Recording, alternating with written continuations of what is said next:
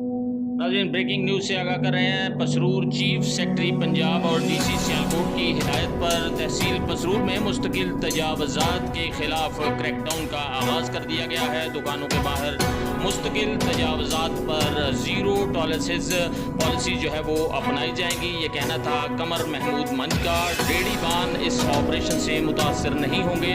उन्होंने ये भी कहा कि उनको ऐसी जगह पर खड़ा होने की इजाज़त है जहाँ पर ट्रैफिक के बहाव में रुकावट ना आए। असिस्टेंट कमिश्नर ने मजीद ये कहा कि 21 अगस्त से दुकानदारों को तंबीह कर दिया गया था कि अपना सामान दुकान के अंदर रखें।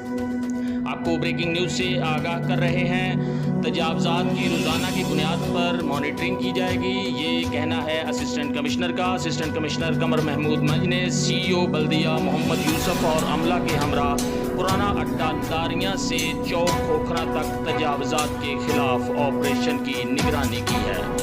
आपको ब्रेकिंग न्यूज़ से आगाह कर रहे हैं। पसरूर में चीफ सेक्रेटरी पंजाब और DC सियालकोट की हिदायत पर तहसील पसरूर में मुस्तकिल तजावज़ात के खिलाफ क्रैकडाउन किया जा रहा है।